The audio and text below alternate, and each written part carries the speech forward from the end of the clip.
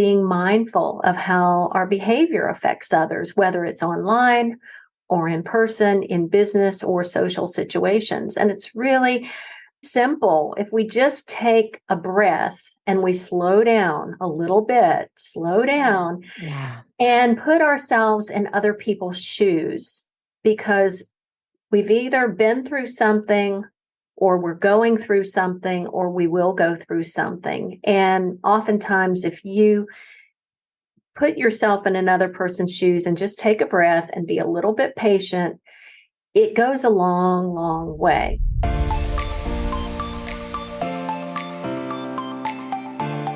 Welcome to the Good Life Coach podcast. I am your host, Michelle Lamoureux.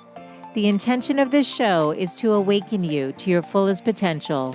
Join me each week for inspiring interviews to elevate an area of your life, as well as interviews with women entrepreneurs who are creating success on their own terms.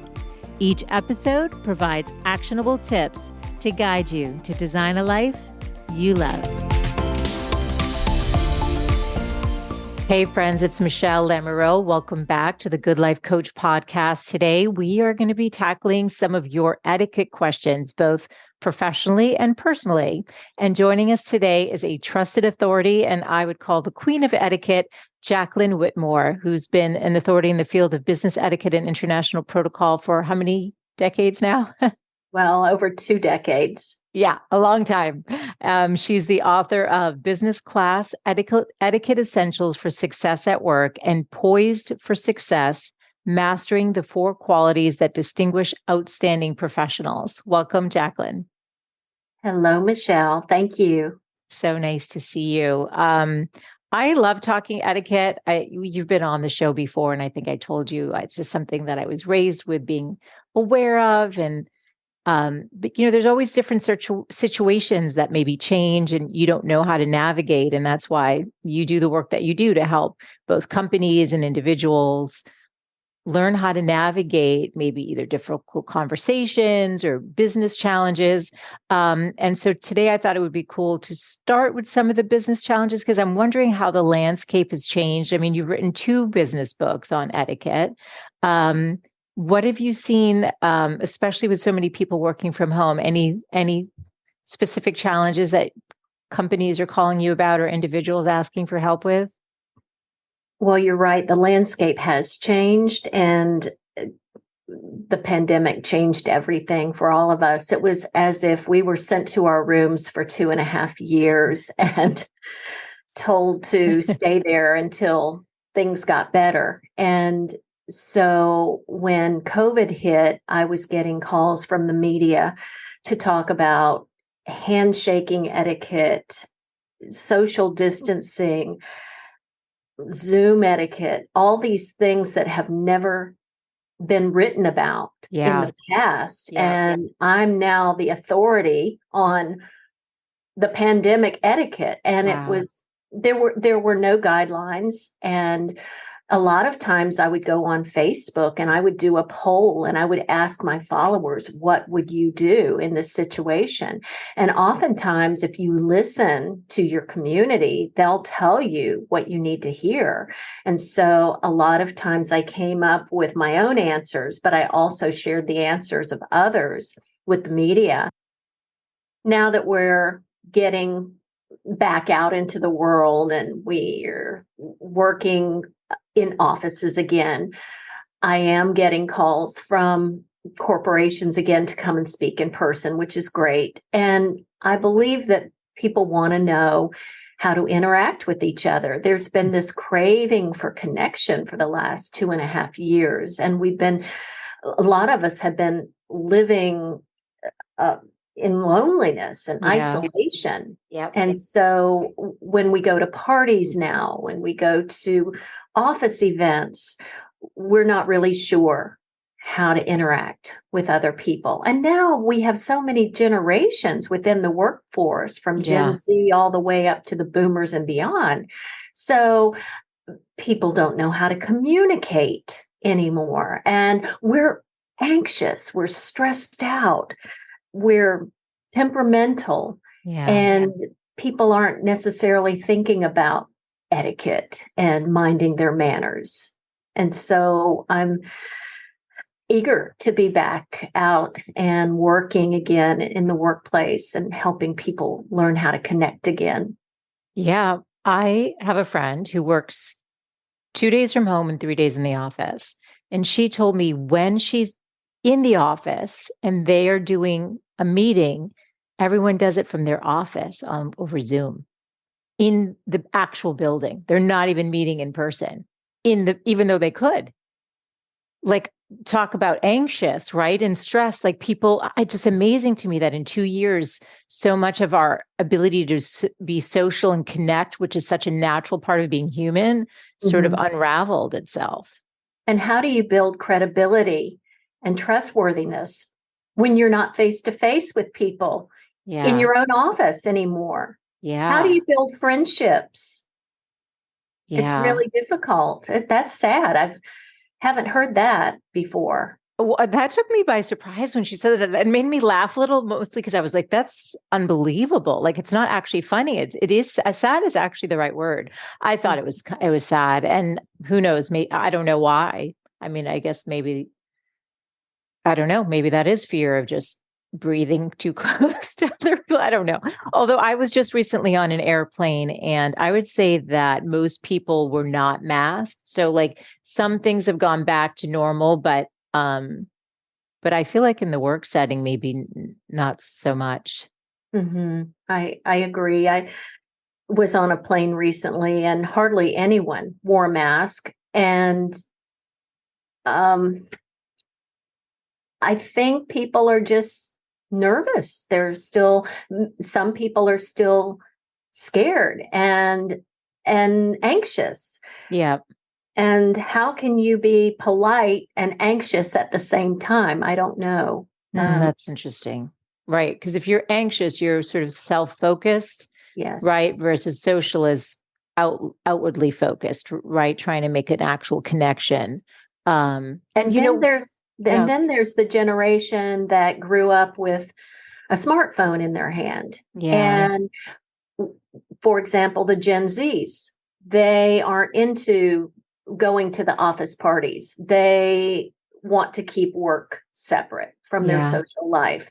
Whereas my generation, we enjoyed going to happy hour with our teammates and enjoyed the office parties and so forth. And so there's this big divide between the generations and how they communicate. So, since so much of your work is really centered around kindness, because I know for you, etiquette is really a matter of kindness and thinking about how you make others feel. What are some of the things? Let's do like an in-person situation. So, what are you seeing in the office, and how can people learn to bring good manners as a way of connecting and making other people feel good again? Well, it starts with the basics. It starts with the smile. It starts with the eye contact, the good mornings, the good afternoon. How are you doing today? I mean, we're not even having conversations. I live in a small town, so it's easy for me to have a conversation with a stranger because I feel like I'm in a safe environment. Yeah. But in some of the bigger cities, people aren't feeling quite as cordial as I do in my small town. So I think it just depends on where you are, where you live, where you work, who you work with. But the bottom line, it's the common courtesies, because if you just give someone that eye contact, that acknowledgement, that good morning, that little gesture of kindness that we're Mm, all so craving, I think we start with that love it. and then you build on that. Love that. And what about Zoom? So what are some like Zoom etiquettes? Because, there could be like the little things like should you not eat? Like, let's say there's a meeting and you haven't had breakfast, but you're home and you're hungry, or do you make sure your camera's on? Because I know that I've attended things and it's for this my daughter's school, and like we all just like shut our cameras off. But part of me feels like that's rude, because if somebody's offering information and they're talking, they could be seeing the faces, but everyone shuts off the video. So any tips on Zoom etiquette? I designed a whole course around virtual presence, putting your best face forward. Yeah. And I designed it 2 years ago when I saw people eating in their bedroom with the That's messy what I mean. laundry in the back. They're having a conversation in their pajamas, and No, not pajamas, for real. absolutely, people driving down the road and participating in Zoom calls. Talk about unsafe. So I would say, Oh my God. first of all, no eating or drinking on camera. That's why a lot of people keep their cameras off and their Yeah. microphones on, because Yeah. they're multitasking. So Yes. if you're multitasking in a meeting, are you really paying attention? So I think it all depends on what the host wants. If the host thinks it's okay to keep the cameras off, then of course. It also depends on who the speaker is and the level of importance of the meeting. And it's almost like, I feel like we should treat it as if we're all in a meeting together in Yeah. person. Yeah. And you have to be engaged and ask questions and participate by typing in the chat, good morning or hello or welcome so and so. And at least people will know you're at least in the room. You're not turning Yes. your camera off and you're off in the kitchen doing the dishes or something. But it's so easy now to disengage and not participate, and that's a problem, because you Yes. could you could miss something that's important, or yeah, I just think that virtual meetings are they're tricky.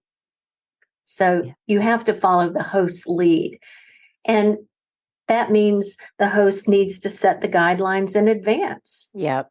That's And really if it's good. okay to turn the camera off, it's okay to turn the camera off.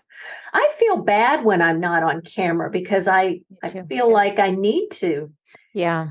be seen, see and be seen, because out of sight is out of mind. And that's really important when you're trying to work your way up the ladder of success. Because if you don't show up, then you might be passed over for an opportunity or a promotion or something important. Yeah. I love this. So what I'm just going to unpack a little bit what you said, because I was going to ask you. So the host ideally would set the tone or set the expectations of how that meeting should look, so it's cameras on. I'm also hearing you say, even though it's virtual, in your mind and in your presence, it should be as if you were in the office, in person, in a room. So if you wouldn't be wearing your pajamas, shoving, food in your mouth and, thinking nobody can see you, not wearing pants, which I know is a big thing, right? That was on the media a lot, men with just their dress shirts and like their boxers.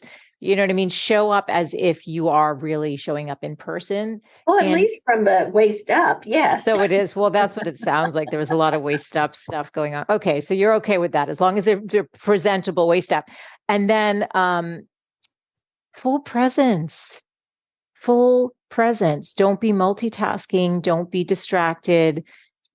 It's respectful to whoever's hosting the meeting. It's respectful to your peers to be engaged and meeting the agenda of whatever it is you've come to do, because otherwise you've just set everyone back too. If you've not, paid attention, and then you're like, oh, I didn't mention this important thing. And then it either prompts another meeting or a lot of email, right? Dialogue and stuff. And you're invited to a meeting for a reason. If the host did not want you to be there, then why would you bother? Why be there? Right. So yes, I don't know if we'll ever have a solution to Zoom etiquette, but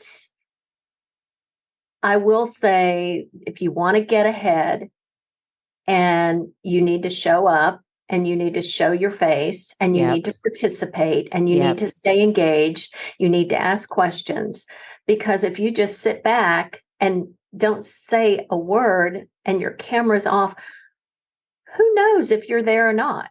Yep. Out of sight, out of mind, like you said, and Mhm. that it doesn't bode well for promotions or advancement within the organization. That's interesting.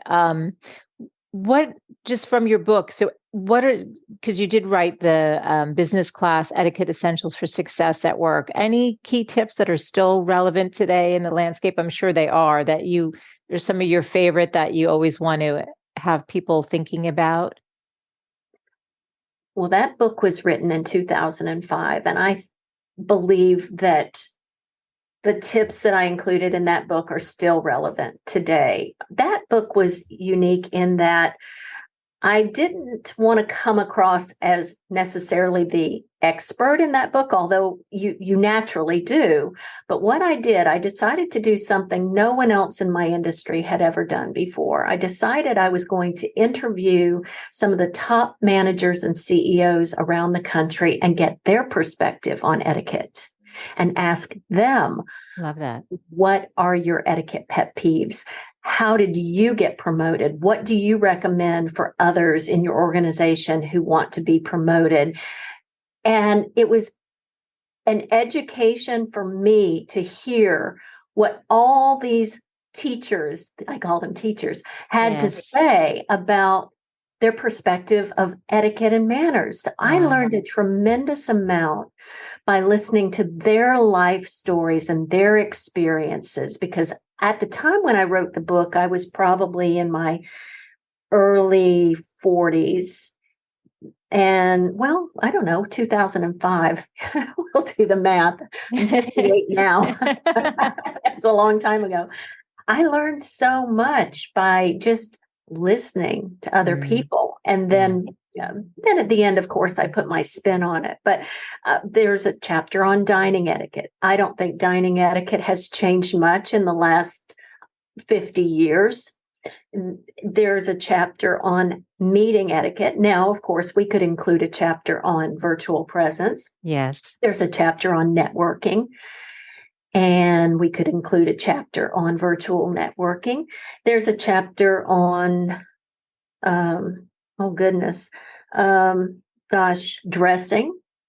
Mm. Now that has changed a tremendous amount. Could you talk about the dress? Because I think that's actually something people are probably wondering about. Look, I'm doing an interview with you and I threw on, it's a casual blazer, but it's a blazer. I still haven't, I always still have that corporate mindset in me, but corporate as in when I was in it 15 years ago, I don't know how people dress anymore. Well, let me tell you, I have, if you've been to the mall lately, or if you've been online lately and you're looking for career clothes, good luck, because they don't exist. And if they do, they're very expensive. Mm. And I think we're becoming a more casual society. So business casual is the norm. And I think one trend that started the downward spiral of etiquette was the dress down Fridays, when Mm. people would show up to work in their jeans on Fridays or their yoga pants or whatever. And so I have read so many articles that state that when you're dressed up, you tend to behave better. When you're dressed down and you're more casual, your manners are more casual. And I used to be a flight attendant and years ago, and the lead flight attendant would come up to us, the others that were working in the back, and say, "We have a space in the front in first class. Find someone who's dressed well and invite them up to first class. We have an extra space." And Wow. that was so interesting because we still, whether we like it or not, we make judgments about others based on their physical appearance. Now, I'm not saying that's uh, positive or negative. That's just the way it is. We're a visual society. So if you're going in for a job interview, you should dress your best. And then adjust your dress code according to the situation. I mean, I work with some men and women who work in very casual environments. So wearing a suit or a blazer would be ridiculous. Yeah.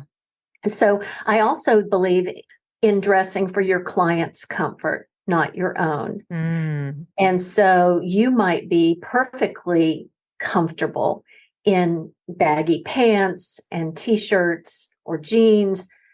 But when you go to see a client, or if you're expecting a client to come into your office, you have to dress a level up. Yes. And I believe that's still true today. Mm-hmm.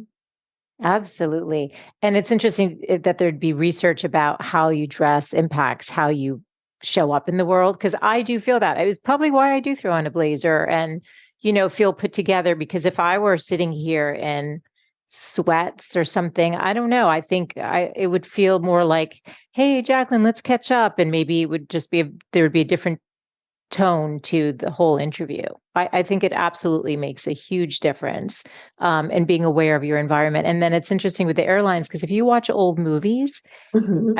I forget the one I was watching recently. I was like, wow, everyone was in a suit and the women had gloves. I mean, I think it was a black and white, but I thought, oh, how interesting how we have gotten so casual as a society. And I do wonder for a work environment, and maybe because I am a little bit old school, I like the idea of dressing a different way for the work to kind of set your mind towards like, okay, I'm at work and now I'm at home and I'm going to throw on something a little bit more comfortable. I'm sure a lot of people disagree and they probably love the comfortable stuff.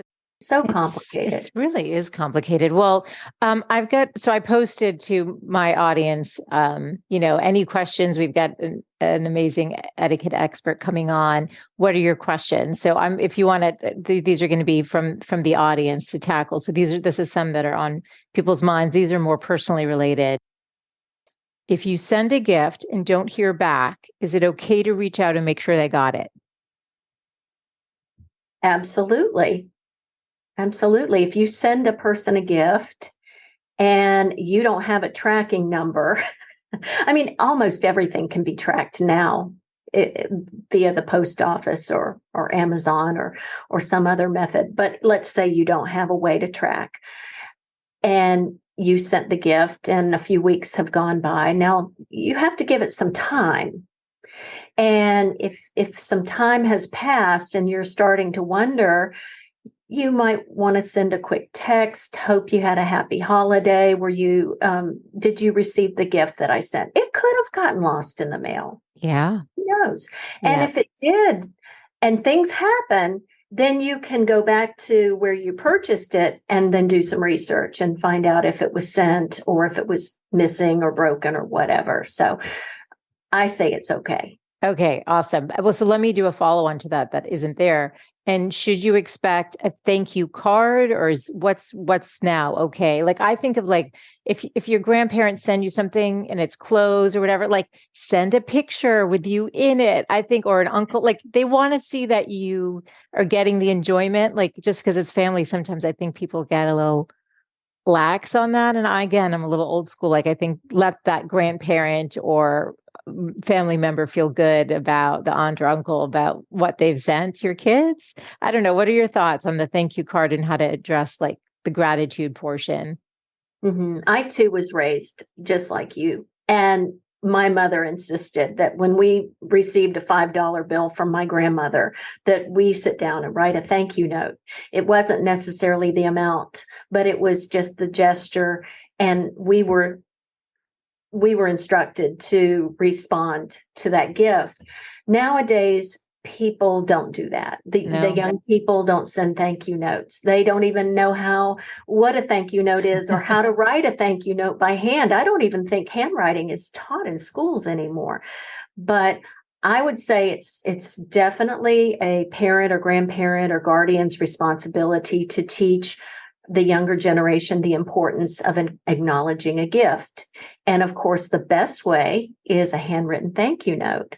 And it also depends on the type of gift and the value of the gift sometimes. If someone just does a nice favor for you or brings you cookies to work, that might be just a nice little email thank you or a text thank you. That's okay too. But you can never go wrong with a handwritten thank you note. I so agree with that. Okay, that's great. And so thank you for that question. And now you've got your answer from Jacqueline on that one. What is the most respectful and loving way to handle when someone you know loses a family member or pet? If it's someone you know, well, then I mean, that's a loss, and you know that person is grieving. So why would you ignore that person's grief as if it did not happen? So depending on your relationship with the person, it could be just a phone call and just an acknowledgement, just saying, I'm so sorry for your loss. I'm really sorry you lost your pet. I'm sorry you lost your grandmother. Just know that my thoughts are with you. Just something. You don't need to make it long and elaborate. Just letting the person know that you care. And if you say something like, oh, I know how you feel. Well, you really don't. And that's not necessarily the best response, because your grief is completely different from someone else's grief. Or he's in a better place. Well, to that person would rather have that person with them and not in a better place, so to speak. Yes. So I know that we mean well when we say these things, but the best thing you can say is, I'm sorry and I care and I'm with you. And just if you know the person extremely well, maybe after a little time has passed, you call them up and invite them to lunch, or you invite them to a movie, because everyone acknowledges a person's death when it happens, or there's a small window of time that you're hearing from a lot of people. But then after time passes, maybe 3 months or 4 months, and the grief sets in, that's when you really need your friends. And that's when I think it's a great time to reach out and say, I've been thinking about you. If you're available for a phone call, I'd love to just chat. Something as simple as that. Yeah. And it could be a card as well. So if you know them well, pick up the phone. And if you know them, like maybe a colleague or somebody maybe not as close, or a family member, you would write a card, send flowers. You could do that. Or if the person has some sort of celebration of life or memorial service and they don't want flowers sent, then maybe make a donation in their loved one's name. Yeah. Okay, that's so helpful. What about when someone you know or care about gets a medical diagnosis of cancer or another major illness? What's the best way? Again, if somebody's processing that, everybody processes information like that differently, but it's obviously going to be a long road for them for hopefully a full recovery. What do you say for that? Some people are very private when it comes to their health, and they don't want people to know. It's not that they are hiding it necessarily. They just don't want people to worry about them. They don't want people to basically just worry. Yeah. So I think it depends on the person and the relationship you have with the person in how you deal with that situation. Etiquette is situational, by the way. It's not black and white. So what I might do for a friend who was diagnosed with cancer might not be the way you handle it with someone else.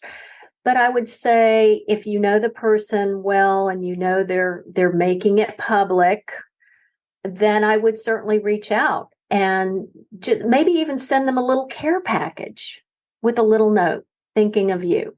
Yeah. And leave it at that. And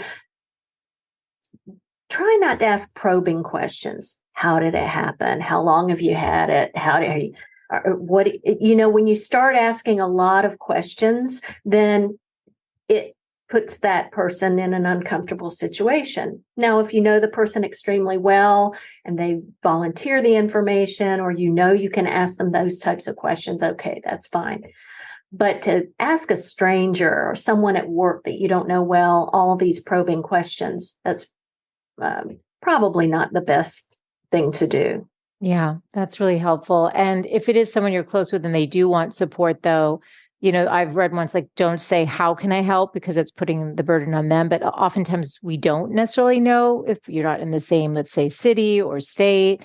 You maybe can't do a, meal train you're not part of maybe that community, like where you can be so proactive, like things that you could do. So what would be a gift that you could send? Like any ideas come to mind? I know it's obviously situational there too, but anything that comes to mind? Well, you mentioned Meal Train, which is such a great organization. A friend of mine was diagnosed with breast cancer last year, and her daughter went on Facebook and started a meal train. It was so great. And she received donations from people and friends and family. And that's one of the wonderful things about social media. If you have a need, you can put it out on social media, and you can oftentimes get results very quickly. Yeah.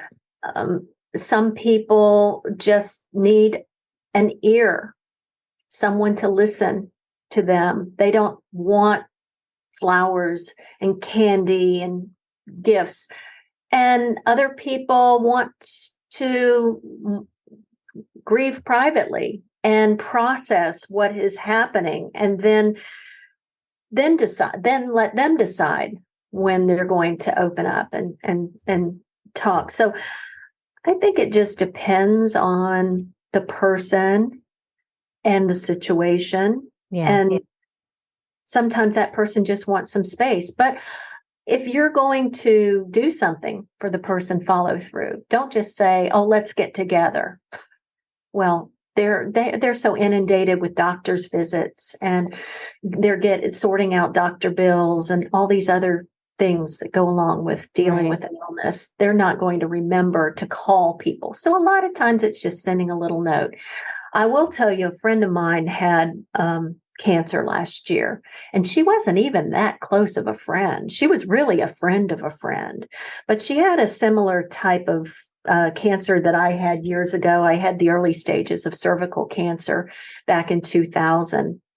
And I would send her a text maybe every 2 weeks, because I knew she was going through radiation every single day for, I think, something like 30 days. So instead of sending her a text every day, because I did not know her that well, I think I sent her a text like every 1 or 2 weeks, just saying, sending you a virtual hug today with a smiley face. Nice. Something small, and just acknowledging that I'm thinking about her. Yeah. So people feel supported. I think that's so nice. This is another question. What if you send a text or email to someone you know well and they don't respond? Do you follow up or chalk it up to the person being busy, or do you, take it personally? Or is that a subtle message that they don't want to respond? They're ghosting you. Yeah, they're ghosting you. That's right. There's all this terminology. Yeah, they're ghosting you. I know. I guess it just depends on who the person is. And if it's someone that you went out with, I mean, there's a whole dating etiquette now that did not exist years ago when I got married. And some people just don't respond to emails, or they don't respond to texts because they've moved on. I don't think that's fair to the other person. If you're going to move on, at least be courteous and let that person know we're not a fit, or I am moving in another direction in my relationships, or something like that. Yes, close that. Closure. Closure. Yeah, give them the closure. And what if it's a friend though? Like, generally speaking, if somebody texts you or sends you an email, this is for personal, not business. I think in business it should be within 24 hours. That's me. Maybe I don't know if you, but personally. I oftentimes, if it's a personal email and I don't hear back, I'll send it again, just maybe give it some time. And then I'd say, or I would follow up with a phone call or a text because it could be in the spam filter. Totally. People live busy They lives. forget. They saw it. They didn't respond, and they literally just forgot. I do remember reading an article recently. I want to say it was in the Wall Street Journal that more and more people now than ever after the pandemic have just they just don't respond to emails because there are so many in their inboxes that they're just inundated. And I mean, speaking personally, I know that I used to respond to emails within 24 hours. Yeah. Do you mean professionally or personally? Both. Okay. And what do you think for professionally and personally now? What is it? Well, still, I think it's important to respond within 24 hours, but that is not always realistic. It's not realistic because projects and life and all of this gets in the way. But I do also say this in my email etiquette programs. If you get an email and you can't, if it has a deadline attached to it and you can't respond until a certain time, just let the person know, I got it. I'm working on something else right now. Can I get back to it on Friday? Whatever, at least acknowledge it. That's a tough one because we're just so inundated with information. I mean, think about the information overload that we have with our smartphones and emails and podcasts and all these wonderful things that distract us. Yes. From, I mean, I can easily go down a rabbit hole just by going to Instagram and watching these videos. And then I forget why I went to Instagram in the first place. Yes. There was a reason I went to check on this or to post this. And all of a sudden I'm watching videos of cats. I was going to say, for me, Aussies doing things. Yeah. There's the Australian Shepherds. Yeah. And I find myself like, wait, I just lost 20 minutes just scrolling dog videos when, I came to post something or whatever. I've done that so many times. Okay. So if somebody doesn't get back, ideally you want to get back to somebody within 24, 48 hours. If, if it's business related, you need to acknowledge it, even if you can't respond specifically to the request. And then if you haven't heard back, so what I heard you say is, give it a little bit of time and follow up with that person. Just say, hey, didn't hear back. Right. Do you need more time, or is there or if it's a friend, hope all's well, looking forward to catching up or something like that. Yes. Yes, absolutely. And watch your tone in an email because you can't see a person's face. You can't hear their voice. All you have are their words. And when you're sending an email quickly, you don't always think about the tone, and it can come across as being curt or arrogant or upset. And I have this, I do this exercise in my seminars. It's called the 4-bird personality test. Okay. You're either an eagle, an owl, a peacock, or a dove. Now you can be a hybrid. You can be a peagle or a pove, but primarily your working style is one of those 4 birds.